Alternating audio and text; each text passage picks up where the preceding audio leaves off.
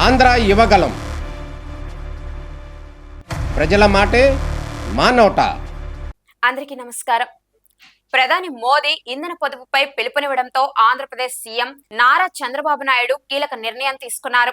తన కాన్వాయ్ లో ఉండే వాహనాల సంఖ్యను తగ్గించుకోనున్నట్లు ఓ నిర్ణయం తీసుకున్నారు.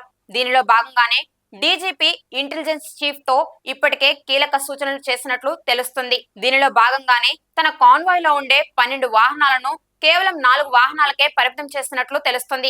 అలానే కేవలం 4 వాహనాలతో మాత్రమే చంద్రబాబు నాయుడు సచివాలయానికి వెళ్లారు. అంతేకాకుండా deputy CM Pawan Kalyan, minister Nara Lokesh కూడా తమ వాహనాల సంఖ్యను తగ్గించుకోనున్నట్లు నిర్ణయించుకున్నారు. అలానే మంత్రులు, ఇతర విఐపీలు కూడా తమ కాన్వాయిల్లో ఉండే వాహనాల సంఖ్యను తగ్గించుకునేలా చర్యలు తీసుకోవాలని చంద్రబాబు నాయుడు సూచించారు. దేశ ప్రధాని నరేంద్ర మోదీ పిలుపునివ్వడంతో Andhra Pradesh CM Chandrababu Naidu, deputy CM Pawan కళ్యాణ్లు, అలానే మినిస్టర్ నారా లోకేష్ పొదుపు మంత్రం పాటిస్తున్నారు. నేతలు తమ కాన్వాయిల్లో వాహనాల సంఖ్యను తగ్గించాలని సూచించారు.